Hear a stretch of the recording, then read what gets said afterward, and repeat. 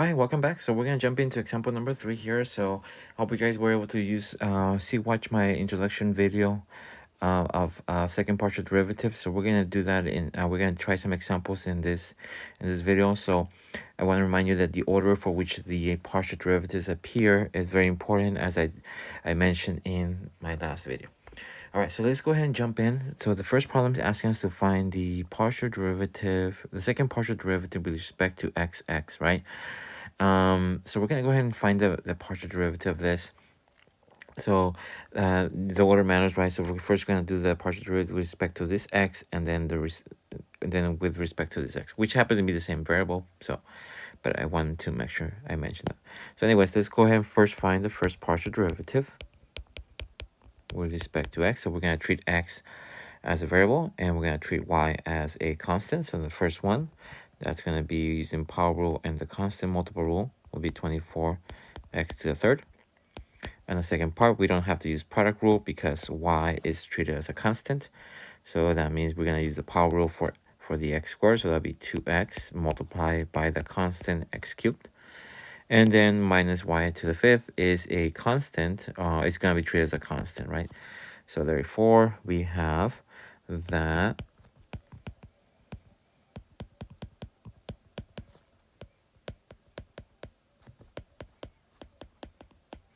our first partial is going to be this, right? All right, so very good. Now let's try the second partial, right? So we're gonna do that again. This means we're gonna take the partial with respect to x of the first partial, right? So we're gonna use the first partial, and we're gonna take the derivative of that with respect to x. So here we're gonna use power rule. So that'll be 3 times 24 will be 72, right? By bringing the power down using power rule, and then subtract 1 from the power. And then here, remember, we don't have to use product rule because y is treated as a constant, right? So that will be 2, and the derivative of x is 1. So there you go. And then multiply by that constant, right? By the constant multiple rule. So anyways, so we have found that the second partial derivative with respect to xx will be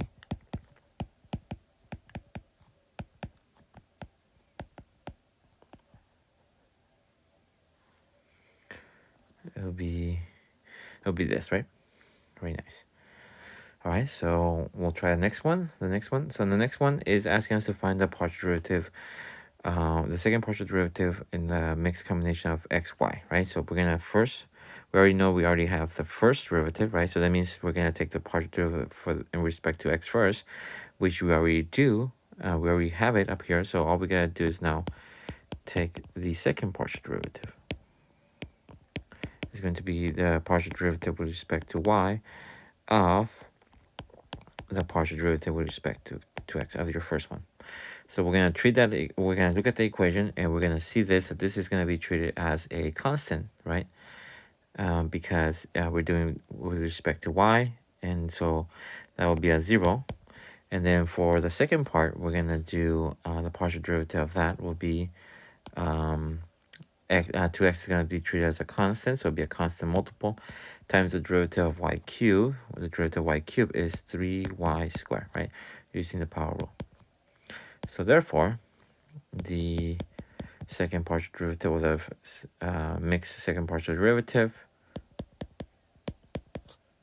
is going to be 2x times 3y squared will be 6xy squared. There you go. All right, it looks good. All right, so let's try another one. All right, so now in this one, we are doing a different order, right? So we're doing a different order. So now the y is first. So we're gonna start by first taking the first partial derivative with respect to y. And let's look at the original function. The original function is, let's see, right? Let's write it out here. 6x to the 4 plus x squared y cubed minus y to the fifth, right? That's the original function. Let's just confirm that. That looks good. All right, so that means we're gonna take the partial derivative with respect to y. So let's go ahead first. We're gonna treat y as a variable and x as a constant. So that means that the first one here, this one's gonna be treated as a constant. The derivative of constant is 0, right? 0. And then the next one is this one, right? So x is treated as a constant, y is the function. So this is going to be as a constant. So that constant multiple rule tells us we carry the constant and multiply by the derivative of the variable. So we're going to use power rule for this. So which means it's going to be 3y squared minus the derivative of y to the fifth, which we're going to use power rule again, 5y to the fourth. Okay. All right, so let's clean this up.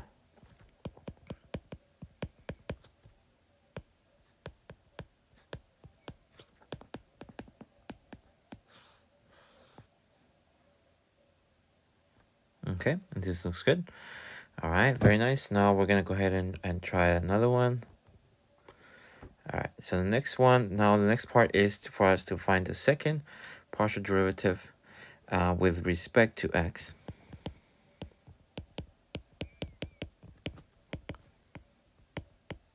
So we'll do this, we're gonna take the derivative of the first partial, but we're gonna now treat x as the variable and y as a constant. So for the first one, we're gonna treat this as the variable, and 3 and y squared as a constant. So we're gonna have 3 times the derivative of x cubed is 3x squared times y squared, right? Because y squared is treated as a constant.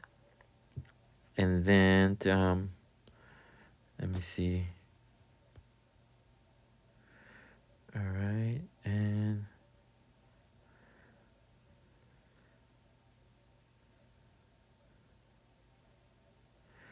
okay, did I made a silly mistake here? Oh yes, I did. Looks like I did a silly mistake here, right? That one's supposed to be square. All right, that one's supposed to be a square. So that one's supposed to be, this one's supposed to be a square, right? So it'll be 3 times, the derivative of x squared will be 2x times, and then the y squared, right? Sorry about that. All right, so now the derivative of minus 5 to the fourth, well, that's going to be treated as a constant, right? So the derivative of a constant is 0. So therefore, the second mixed partial derivative is going to be 6x y squared. There you go. All right, so there you go. We found the second partial derivative, the mixed partial derivative. Now we're going to do the second partial derivative of the following. So we already have the first one. So all we gotta do is take the partial derivative of the first one, right? So that means we look at this one right here, take the partial derivative of this with respect to y. So 3x squared is treated as a constant, so that means it just carries over. Multiply by the derivative of y squared, which is by using power rule, to y. And the derivative of minus 5y to the fourth will be negative 20y to the third. So we clean this up. This will be the second partial derivative.